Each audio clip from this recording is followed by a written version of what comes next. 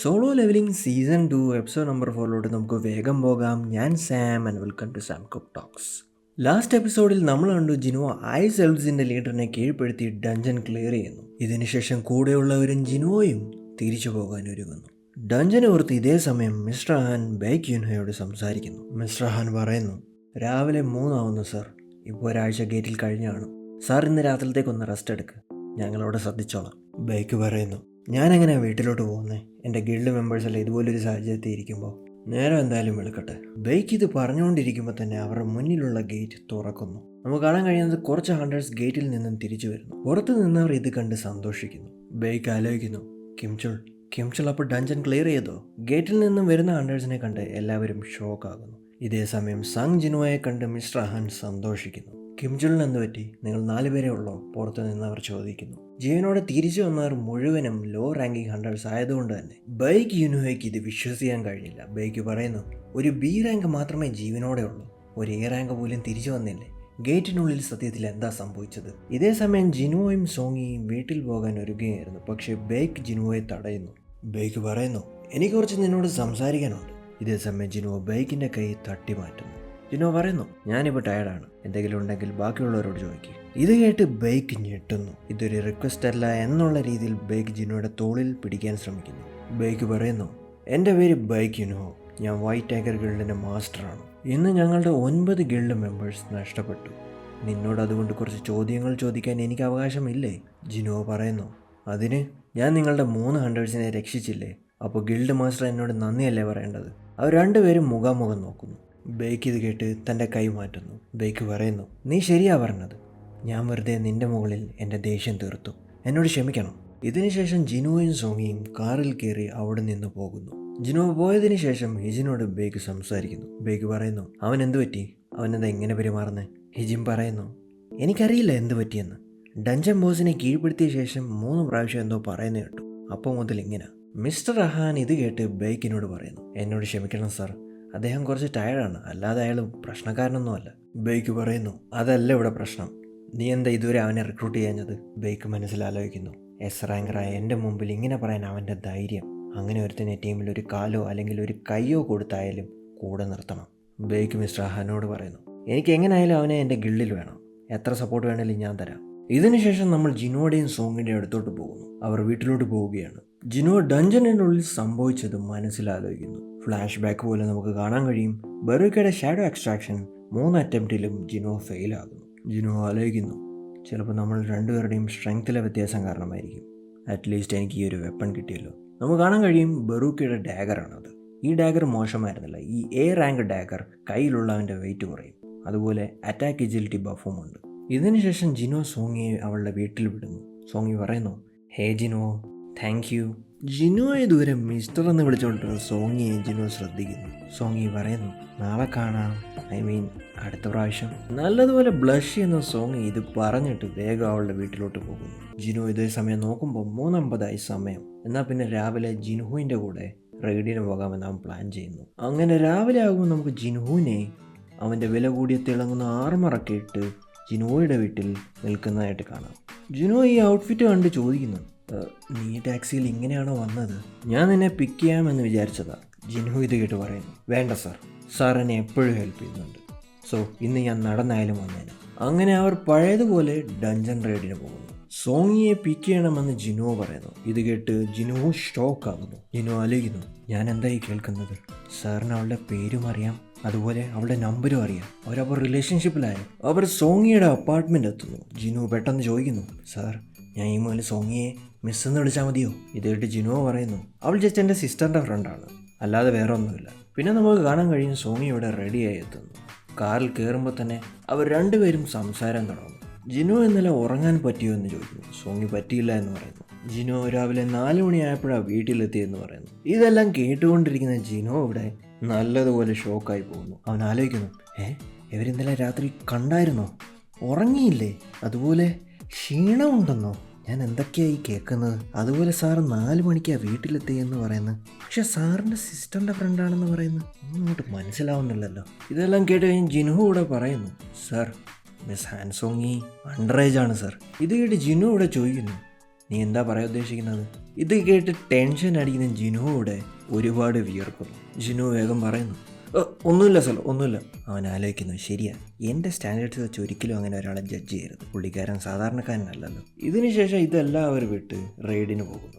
പിന്നെ നമ്മൾ കാണുന്നത് ജിനുവോയും പഴയതുപോലെ രണ്ടുപേരെ ഡഞ്ചനിൽ നിൽക്കുന്നു. ജിനുയുടെ ഷാഡോസ് ഇവിടെ ഡഞ്ചനിലെ ജോലിയെല്ലാം ചെയ്യുന്നത് കണ്ട് ജിനു ഇവിടെ പേടിച്ച് നിൽക്കുന്നു. ജിനു ചോദിക്കുന്നു, സർ എന്താ ഇതൊക്കെ? ജിനു ഇതുവരെ ജിനുവയുടെ ഷാഡോ ആമയെ കണ്ടിട്ടില്ലായിരുന്നു. ജിനു പറയുന്നു, ഇതെൻ്റെ ഒരു സ്കില്ലാണെന്ന് വേണമെങ്കിൽ പറയാം. ജിനു ചോദിക്കുന്നു, സാറിന് ഷാഡോസിനെയും സമം ചെയ്യാനൊരു സ്കില്ലുണ്ടോ? ജിനു പറയുന്നു, അതൊരു വലിയ കഥയാണ്. എന്തായാലും ഇവർ വളരെ യൂസ്ഫുൾ ആണ്. എൻ്റെ ഹണ്ടിങ്ങും ബാക്കിയുള്ള പണികളും ഇവർ ചെയ്തോളൂ. പക്ഷേ ജിൻഹു ഇത് കേട്ട് അപ്സെറ്റ് ആകുന്നു. അവൻ പറയുന്നു, സർ ഞാൻ ഈ എസൻസ് സ്റ്റോൺസ് എങ്കിലും പറക്കിക്കോട്ടെ.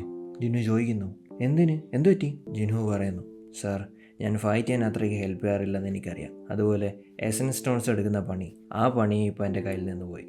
ജിനു ഇത് കേട്ട് ചിരിക്കുന്നു. അവൻ ആലോചിക്കുന്നു, ഇവൻ എന്താ സത്യത്തിൽ ഇങ്ങനെ? എന്തായാലും എനിക്ക് ചെയ്യാൻ പറ്റുന്നതെല്ലാം ഞാൻ ചെയ്യും. ഇവനുമായിട്ടുള്ള അവസാന റൈഡല്ലേ ഇത്. നാളെ മുതൽ ഇതെല്ലാം തീരുമല്ലോ. അങ്ങനെ ഒരു ദിവസം കൂടെ കഴിഞ്ഞ് ജിൻഹോയുമായുള്ള ഡീൽ അനുസരിച്ച് 19 റെയ്ഡുകൾ അവസാനിക്കുന്നു.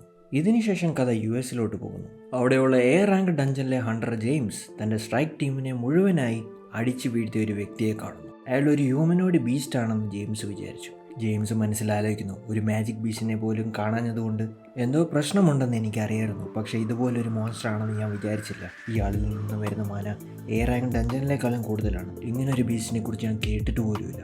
ആരാ ഇയാൾ? അയാൾ പറയുന്നു, നീ എൻ്റെ ചെവി പൊട്ടിക്കാതെ. നിൻ്റെ കൂട്ടുകാർ മരിച്ചിട്ടൊന്നുമില്ല, അവരുടെ ബോധം പോയെന്നേ ഉള്ളൂ. നീയും നിൻ്റെ സ്ക്വാഡും ആദ്യം എന്നെ അറ്റാക്ക് ചെയ്തുകൊണ്ടാണ് ഇത് സംഭവിച്ചത്. ഞാൻ മാജിക് ബീസ്റ്റ് ഒന്നുമല്ല. നിനക്കൊന്നും മനസ്സിലാവുന്നില്ലല്ലേ? ഇതിപ്പോൾ ഞാൻ എങ്ങനെയാണ് ഒന്ന് മനസ്സിലാക്കുന്നത്? I am Korean, I want to go home. ഇത് കഴിഞ്ഞ് വീണ്ടും നമ്മൾ ജിനുവോയും ജിൻഹോയുടെയും അടുത്തോട്ട് പോകുന്നു. റെയ്ഡുകൾ കഴിഞ്ഞതിൻ്റെ ട്രീറ്റ് നടക്കുകയാണ് ഇവിടെ. ജിനോ ചോദിക്കുന്നു, റെയ്ഡ് തീർന്നല്ലോ, ഇനി എന്താ നിൻ്റെ പ്ലാൻ? ജിൻഹോ പറയുന്നു, ഞാൻ ഗിൽഡ് മാസ്റ്റർ ലൈസൻസ് എടുക്കാൻ അസോസിയേഷൻ എക്സാം എഴുതാൻ പോവുക. അത് കഴിഞ്ഞ് അച്ഛനുമായി ഒരു ഡീൽ വെക്കണം. ജിനോ ആലോചിക്കുന്നു, ഞാൻ സാറിന് ഒരു വാക്ക് കൊടുത്തായിരുന്നു, അതും ആലോചിക്കണം. ജിനോ ആലോചിക്കുന്നു, 30 ബില്യൺ വിലയുള്ള ബിൽഡിംഗ് ഒക്കെ നല്ലതാണ്, പക്ഷേ അത് ജസ്റ്റ് ബോണസാണ്. എൻ്റെ യഥാർത്ഥ ലക്ഷ്യം ലെവലപ്പ് ആവണമെന്നായിരുന്നു. അത് നടന്നു. ഇനിയിപ്പോൾ ഈ റിലേഷൻഷിപ്പ് കൊണ്ട് വലിയ പ്രയോജനമൊന്നും ഞാൻ കാണുന്നില്ല. നമുക്ക് കാണാൻ കഴിയും ജിനുവയുടെ ലെവൽ 61 ആയി. അതുപോലെ ജിനുവയുടെ കയ്യിൽ കാസൽ ഗേറ്റ് കീപ്പറിനെ കീഴ്പ്പെടുത്തിയപ്പോൾ കിട്ടിയ ഡീമൺ കാസൽ കീ ഇരിക്കുന്നു. ജിനു ചോദിക്കുന്നു, സാറിൻ്റെ ഫ്യൂച്ചർ പ്ലാൻസ് എന്താ? ജിനു പറയുന്നു, കുറച്ച് നാളത്തേക്ക് നിനക്ക് എന്നെ കോൺടാക്ട് ചെയ്യാൻ പറ്റില്ല, എനിക്കൊരിടം വരെ പോകണം. ജിനു ഇത് കേട്ട് ഒരു ഷോട്ട് അടിക്കുന്നു. എന്നിട്ട് പറയുന്നു, സാർ ഞാനൊരു ശല്യമാണെങ്കിൽ സാർ അത് പറയണം, ഞാൻ ശല്യപ്പെടുത്താൻ പിന്നെ വരത്തില്ല. ജിനു ആലോചിക്കുന്നു, ഇവനിത് വേറൊരു അർത്ഥത്തിലെടുത്തല്ലോ. ജിനുവോ കാര്യങ്ങൾ ക്ലിയർ ആക്കാനായിട്ട് ജിനുവിനോട് ചോദിക്കുന്നു, ജിനുവോ നിനക്കെന്താ എന്നെ പറ്റിയ അഭിപ്രായം? ജിനു പറയുന്നു, എൻ്റെ ചേട്ടൻ ഞാനുമായി 10 വയസ്സിന് വ്യത്യാസമുണ്ട്. അയാൾക്ക് എന്നെ അത്രയ്ക്ക് ഇഷ്ടമൊന്നുമല്ല. ഞങ്ങൾ ഒരുമിച്ചല്ല അതുകൊണ്ട് തന്നെ വളർന്നതും. അങ്ങനെ നോക്കുമ്പോൾ സാർ എൻ്റെ ജീവനും രക്ഷിച്ചു, അതുപോലെ എൻ്റെ ലക്ഷ്യത്തിലെത്താനും സഹായിച്ചു. സാർ എൻ്റെ ചേട്ടനെ പോലെയാണ്. ഇത് കേട്ട് ജിനു ഇവിടെ ഞെട്ടുന്നു. ജിനു പറയുന്നു, നീ എന്നെ ചേട്ടനെ പോലെയല്ലേ കാണുന്നത്? ഇന്നു മുതൽ നീയും എൻ്റെ അനിയനാണ്. ജിനു ഇത് കേൾക്കുമ്പോൾ തന്നെ നല്ലതുപോലെ ഇമോഷണലാവും. അവനങ്ങ് കരയാൻ തുടങ്ങുന്നു. ജിനു പറയുന്നു, സാർ ഞാനൊന്ന് കെട്ടിപ്പിടിച്ചോട്ടെ. ജിനുവോടെ കയ്യിൽ പിടിച്ച് അവിടെ കരഞ്ഞുകൊണ്ടിരിക്കുന്നു. പെട്ടെന്ന് തന്നെ അവിടെ അടുത്തുണ്ടായിരുന്ന TV-യിൽ ന്യൂസ് ജിനുവോ ശ്രദ്ധിക്കുന്നു. റിപ്പോർട്ടേഴ്സ് ബൈക്ക് യുൻഹയോട് കഴിഞ്ഞ റെയ്ഡിനെ പറ്റി ചോദ്യങ്ങൾ ചോദിക്കുന്നു. ഇതേ സമയം മുഴുവൻ ലോകവും അറിഞ്ഞു കഴിഞ്ഞിരുന്നു ലോ റാങ്കിങ് ഹണ്ടേഴ്സ് മാത്രം മടങ്ങി വന്ന ഈ ഒരു റെയ്ഡിനെ പറ്റി. ബൈക്ക് ഇവിടെ ആക്സിഡൻ്റ് ആണെന്നും പറഞ്ഞ് ഈ ഒരു ചാപ്റ്റർ ക്ലോസ് ചെയ്യുന്നു. പക്ഷേ ആരോ അവരെ സഹായിച്ചുവെന്ന് അവർ ചൂണ്ടിക്കാണിച്ചുകൊണ്ടിരുന്നു. ഇത് കഴിഞ്ഞ് നമ്മൾ വൈറ്റ് ടൈഗർ ഗിൽഡിൻ്റെ ഹെഡ് ക്വാർട്ടേഴ്സിലോട്ട് പോകുന്നു. ഇവിടെ യുൻഹോ പ്രസ് കോൺഫറൻസ് കഴിഞ്ഞ് ക്ഷീണിച്ചിരിക്കുന്നത് കാണാം. പെട്ടെന്ന് മിൻ ബെയോങ്ങിൻ്റെ കോൾ ബൈക്കിന് വരുന്നു. ബൈക്ക് കോൾ എടുക്കുമ്പോൾ താൻ ഈ ഇൻസിഡൻറ്റിനെ പറ്റി അറിഞ്ഞായിരുന്നുവെന്നും താൻ ജപ്പാനിലാണെന്നും മിൻ ബെയോങ് പറയുന്നു. ബൈക്ക് പറയുന്നു, നീ ജപ്പാനിൽ എന്ത് ചെയ്യുക? ഇവിടെ മിൻ ബെയോങ് വളരെ വലിയൊരു ന്യൂസ് പറയാനാണ് ബൈക്കിനെ വിളിച്ചത്. മിൻ ബെയോങ് പറയുന്നു, ഒരാഴ്ച മുമ്പ് ആരോ ജപ്പാനിൽ നിന്ന് ഹണ്ടർ അസോസിയേഷനെ കോൺടാക്ട് ചെയ്തിരുന്നു. അത് കാരണമാണ് ഞാൻ ജപ്പാനിലെത്തിയത്. സിറ്റുവേഷൻ ഇവിടെ വളരെ മോശമാണ്. ഈ ന്യൂസ് ഉടനെ കൊറിയയിലെത്തും. ബൈക്ക് ഇത് കേട്ട് ചോദിക്കുന്നു, ആരാ കോൺടാക്ട് ചെയ്തത്? എന്തിന്? മിൻ ബെയോങ് പറയുന്നു, അവർക്ക് ജെജു ഐലൻഡ് റെയ്ഡിൽ പങ്കെടുത്ത ഒരാളുമായി സംസാരിക്കണമെന്നാണ് പറഞ്ഞത്. ഇത് കേൾക്കുമ്പോൾ തന്നെ ബൈക്ക് നല്ലതുപോലെ ഷോക്കാകുന്നു. ബൈക്ക് പറയുന്നു, നീ ഒന്ന് തെളിച്ചു പറ. മിൻ ബെയോങ് പറയുന്നു, 4 വർഷം മുമ്പ് റേസ് റാങ്ക് ഗേറ്റ് ജെജു ഐലൻഡിൽ തുറന്നു. കൊറിയൻ ഗവൺമെൻറ് എത്ര ശ്രമിച്ചിട്ടും ഈ ഒരു ഗേറ്റ് ക്ലിയർ ചെയ്യാൻ പറ്റിയില്ല. അങ്ങനെ ഐലൻഡ് രക്ഷിക്കാൻ ആർക്കും പറ്റിയില്ല. അതുകൊണ്ട് തന്നെ 4 വർഷം കഴിഞ്ഞിട്ടും ഐലൻഡ് മുഴുവൻ ആൻഡ് മോൺസ്റ്റേഴ്സാണ്. നീയും ഞാനും ആ റെയ്ഡിൽ മരിച്ചില്ലെന്നേ ഉള്ളൂ. പക്ഷേ ഇപ്പോൾ ആ ആൻസിന് മ്യൂട്ടേഷൻ വന്നിട്ടുണ്ട്. പുതിയ റിപ്പോർട്ട് അനുസരിച്ച് ഈ ഒരു മ്യൂട്ടേഷൻ കാരണം തന്നെ അവർക്ക് പറക്കാൻ കഴിയും. അതുകൊണ്ട് തന്നെ അവർക്ക് ഒരു രാജ്യത്ത് നിന്ന് മറ്റൊരു രാജ്യത്തോട്ട് വേഗം പോകാൻ കഴിയും. ജപ്പാനിലെ ഒരു കടൽ തീരത്ത് ഈ ഇടയ്ക്ക് ഒരു ആൻറ്റിൻ്റെ ബോഡി കിട്ടിയിരുന്നു. ഈ ബോഡിയിൽ നിന്ന് നമുക്ക് മനസ്സിലാക്കാൻ പറ്റും അവർക്ക് ചിറക് വെച്ചു എന്ന്. ഇതെല്ലാം കേട്ടുകൊണ്ടിരുന്ന ബേഗിന് ഒന്നും തന്നെ മിണ്ടാൻ പറ്റിയില്ല. ഇത് കഴിഞ്ഞ കഥ ജിനുവയുടെ വീട്ടിലോട്ട് പോകുന്നു. നമുക്ക് കാണാൻ കഴിയും എവിടെയോ പോകാൻ വേണ്ടി ജിനുവ ബാഗുകൾ പാക്ക് ചെയ്യുകയാണ്. ജീന ഇത് കണ്ട് ചോദിക്കുന്നു, ഈ ഇടയ്ക്കായിട്ട് ഫുൾ ടൈം പുറത്താണല്ലോ, ഇപ്പം പറയോ വേഗം ഒരു ട്രിപ്പ് ഉണ്ടെന്ന്. ജീനയോട് പറയുന്നു അവൻ ഒരാഴ്ചത്തേക്ക് സ്ഥലത്ത് കാണില്ല എന്ന്. ഇത് കേട്ട് ജീന പറയുന്നു, ആരെയാ കൂടെ കൊണ്ടുവന്നേ, ഗേൾഫ്രണ്ട് ആണോ? ചേട്ടാ. ജിനോ പറയുന്നു, അല്ല, ഞാനൊരു ഫ്രണ്ടിൻ്റെ കൂടെ പോവുക. എന്താ എല്ലാവരും ഇങ്ങനെ പറയുന്നത്? ഇത് കഴിഞ്ഞ് ജിനോ കഴിഞ്ഞ പ്രാവശ്യം തൻ്റെ ലെവൽ കുറവായതുകൊണ്ട് നിർത്തിവെച്ച ഡീമൻ ക്യാസലിലോട്ട് വരുന്നു. ഗേറ്റ് കീപ്പർ സെർബസിനെ ജിനോ കീഴ്പ്പെടുത്തിയത് ലെവൽ 20-ലായിരുന്നു. പക്ഷേ ഇപ്പോൾ ജിനോയുടെ ലെവൽ 3 ഇരട്ടിയായി. അതുകൊണ്ട് തന്നെ ജിനോയ്ക്ക് കാര്യങ്ങൾ അത്രയ്ക്ക് പാട് കാണില്ല. ജിനോ ഗേറ്റ് തൻ്റെ കയ്യിലുള്ള കീ വെച്ച് തുറക്കുന്നു. പക്ഷേ ഹാൾവേയിൽ ആരുമില്ല. പെട്ടെന്ന് തന്നെ ജിനോയ്ക്ക് സിസ്റ്റം ഒരു പോപ്പപ്പ് കൊടുക്കുന്നു. നമുക്ക് കാണാൻ കഴിയുന്നത് ഒരു റെഗുലർ ക്വസ്റ്റ് ഉണ്ട്. ഈ ക്വസ്റ്റിൽ 10,000 ഡീമൺ സോൾസ് കളക്ട് ചെയ്യണം. അതുപോലെ റിവാർഡ്സും കൊള്ളാമായിരുന്നു. ഈ ക്വസ്റ്റ് തീർത്താൽ ജിനോയ്ക്ക് ഫ്രീ ആയിട്ട് ഒരു ഐറ്റം ഷോപ്പിൽ നിന്ന് മേടിക്കാൻ പറ്റും. അതുകൂടാതെ പിന്നെ 20 സ്റ്റാറ്റ് പോയിന്റും ഒരു അൺനോൺ ആയിട്ടുള്ള ഗിഫ്റ്റും. ജിനോയ്ക്ക് അറിയായിരുന്നു സ്റ്റോറിൽ വില കൂടിയ ഐറ്റംസ് ഉണ്ടെന്ന്. പക്ഷേ ജിനോയ്ക്ക് ഒരു കാര്യം വ്യക്തമായി, ഇത്രയും ബെസ്റ്റ് റിവാർഡ്സ് ആണെങ്കിൽ അതുപോലെ തന്നെ ക്വസ്റ്റ് വളരെ പാടായിരിക്കും. ജിനോ മുന്നിലുള്ളൊരു ഗേറ്റ് കൂടെ തുറക്കുന്നു. ആ ഒരു ഗേറ്റ് തുറക്കുമ്പോഴുള്ള കാഴ്ച കണ്ട് ജിനോയ്ക്ക് വിശ്വസിക്കാൻ കഴിഞ്ഞില്ല. ജിനോ കാണുന്ന ഒരു വലിയ സിറ്റിയാണ്. ഈ സിറ്റി മുഴുവനും നിന്ന് കത്തിക്കൊണ്ടിരിക്കുകയാണ്. അവൻ ആലോചിക്കുന്നു, ഇതൊരു ഫീൽഡ് ടൈപ്പ് ഡഞ്ചനാണോ? ഇതെൻ്റെ സിറ്റി സിയോളിൻ്റെ റെപ്ലിക പോലെയുണ്ട്. എനിക്ക് 10,000 ഡീമൺ സോൾസ് കളക്ട് ചെയ്യണം. അപ്പോൾ ഉറപ്പായും 10,000-ൽ കൂടുതൽ ഡീമൺസ് ഇവിടെ കാണും. എനിക്കറിയില്ല ഒരാഴ്ച കൊണ്ട് ഇത് തീർക്കാൻ പറ്റുമെന്ന്. ജിനോയുടെ മുന്നിൽ ഇതേ സമയം ഒരു വലിയ ഡീമൺ പട തന്നെ വരുന്നു. ജിനോ അവൻ്റെ ബാഗ് താഴെ വെച്ച് പെട്ടെന്ന് തന്നെ അവർക്ക് നേരെ അറ്റാക്ക് തുടങ്ങുന്നു. ഡീമൺസ് ഉച്ചത്തിൽ ശബ്ദമുണ്ടാക്കി അവന് നേരെ വരുന്നു. പക്ഷേ ജിനോയുടെ സ്പീഡും അജിലിറ്റിയും കാരണം ഡീമൺസ് വേഗം തന്നെ ഇല്ലാതാകുന്നു. ജിനോ പറയുന്നു, എനിക്കെന്തായാലും ഇപ്പോൾ ലെവലപ്പ് ആവാനുള്ള എക്സ്പീരിയൻസ് പോയിന്റ്സ് കാണാൻ പറ്റുന്നുണ്ട്. അതെന്തായാലും കാര്യമായി. And that's it guys, season 2 episode number 4. Video ഇഷ്ടപ്പെട്ടെങ്കിൽ ലൈക്ക് ചെയ്യുക, സബ്സ്ക്രൈബ് ചെയ്യുക and let me know in the comments.